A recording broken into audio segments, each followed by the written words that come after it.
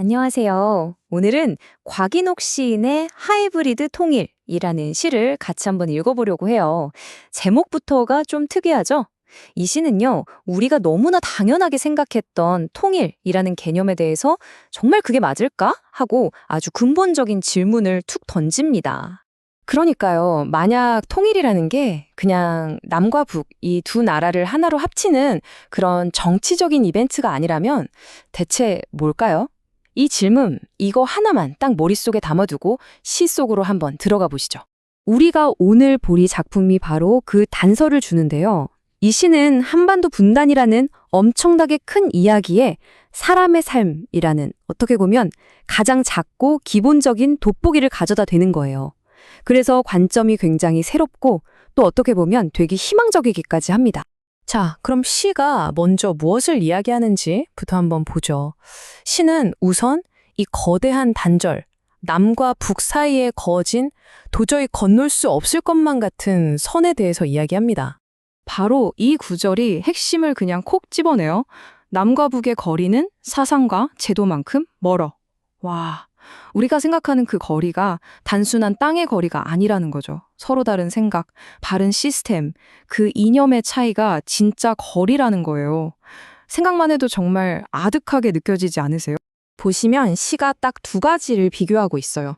한쪽에는 이념이 있죠. 이건 아주 딱딱하고 절대 넘어올 수 없어 하고 선을 긋는 세계예요. 정치 체제 같은 거요. 그런데 다른 한쪽에는 뭐가 있죠? 바로 생존이 있습니다.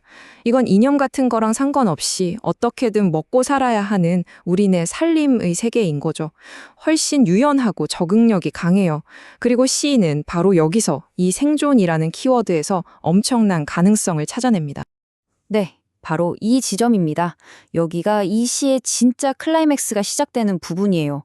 정치가 그어놓은 그 인공적인 선을, 인간의 가장 원초적인 힘, 먹고 살아야 한다는 그 생존의 힘이 어떻게 넘어버렸는지 한번 같이 따라가 보시죠. 시는 구체적인 시기를 딱 짚어요. 바로 고난의 행군 때죠. 다들 아시겠지만 정말 상상하기 힘든 어려움 속에서 국가가 모든 걸 통제하던 계획 경제가 사실상 멈춰버렸잖아요. 국가의 손길이 미치지 못하게 되니까 사람들은 어떻게든 살아남으려고 스스로 길을 찾기 시작한 거예요. 바로 거기서부터 아무도 예상하지 못했던 변화가 싹 트기 시작한 거죠. 이 구절, 정말 중요합니다. 삶은 스스로 길을 열고. 이게 무슨 뜻이겠어요?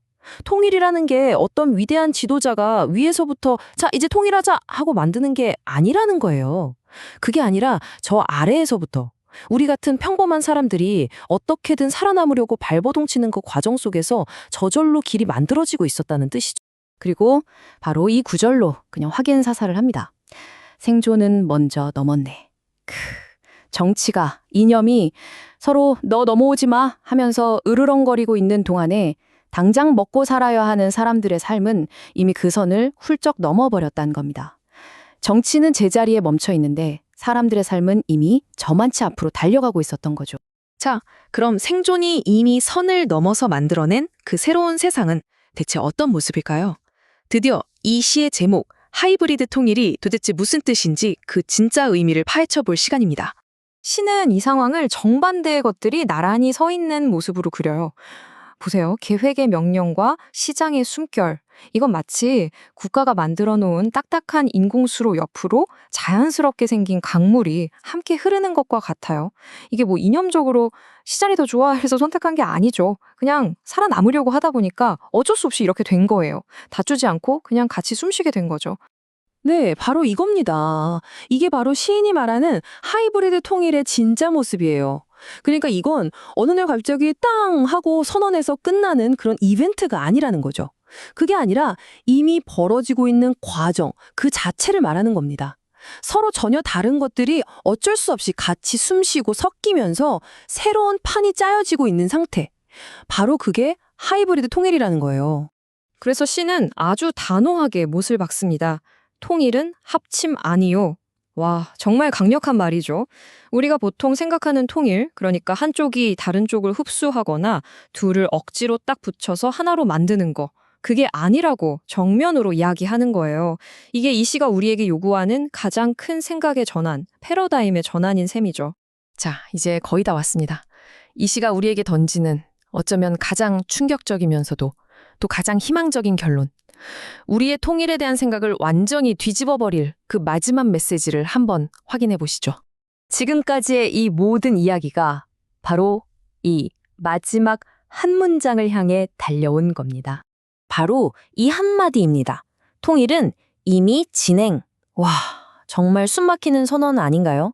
우리가 늘 언젠가는 해야 할 숙제, 미래의 과제라고만 생각했던 그 통일이 사실은 과거형도 미래형도 아닌 현재 진행형이라는 거예요. 이미 사람들의 삶 속에서 특히 북한 주민들이 살아남기 위한 그 방식 속에서 통일은 벌써 시작되고 있었다는 거죠. 결국 이 시가 우리에게 마지막으로 던지는 질문은 이거예요. 만약 통일이 우리가 손꼽아 기다려야 할 어떤 정치적 사건이 아니라 우리가 이미 그 안에서 살고 있는 지극히 인간적인 과정이라면 그렇게 관점을 바꾸면 과연 우리 눈에 뭐가 보일까요? 시끄러운 정치 구호 대신에 치열하게 살아 숨쉬는 사람들의 삶 속에서 통일의 진짜 모습을 발견해야 한다고 이 시는 조용하지만 아주 힘있게 우리에게 말해주고 있습니다.